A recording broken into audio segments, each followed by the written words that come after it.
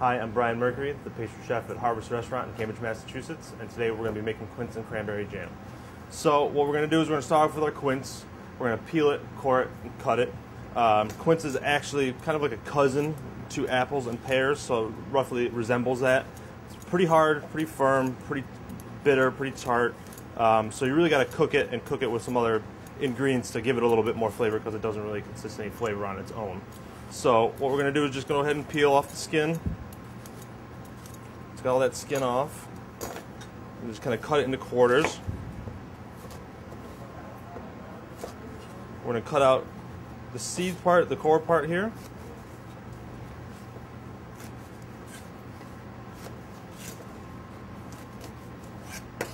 That aside, and then we're also going to kind of take a melon baller here just to scoop out any of the excess that you don't get, because you really don't want any of those seeds or skin in your jam. It's just really not going to be pleasant.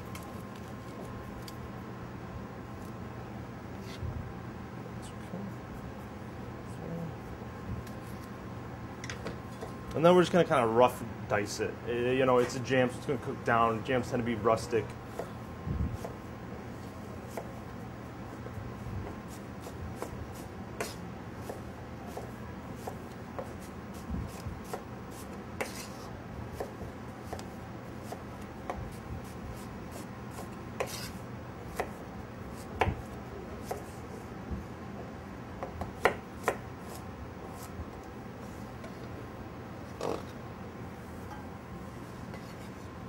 Got all those cut, we put them in our pot here.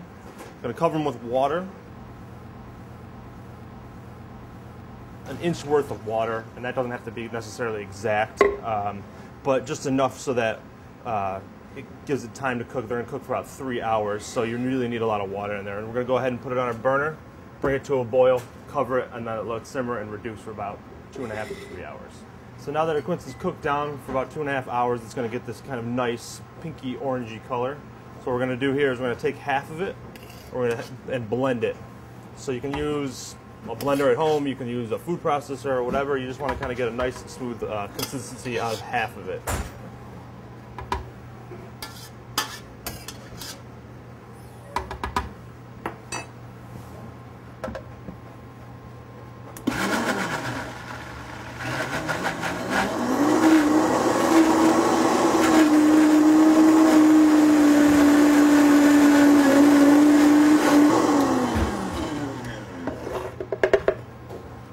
Now it's just kind of nice and smooth.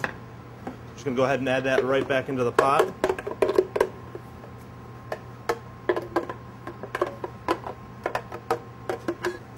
And then we can just dump in our sugar, our fresh cranberries, whole, and a little bit of lemon juice. Okay. Then we'll just start stirring that all together. We'll get that back up to a boil, and we'll kind of let it cook, simmer, and reduce for about another 15 to 20 minutes. When this starts boiling, you want to be really, really careful because it's going to get really, really hot. So as it starts boiling, you want to turn that temperature down a little bit. So you want to keep that simmer, but you want to kind of slow how fast it's simmering, because otherwise it'll sputter up and kind of get on your hands. It might burn you a little bit, so you really want to be careful. So now that you've cooked your jam for about 20 minutes, set up nicely, you want to cool it in the fridge. It's going to sit in the fridge for about a month. It'll keep for that long. It's served really, really well with scones. And here you go.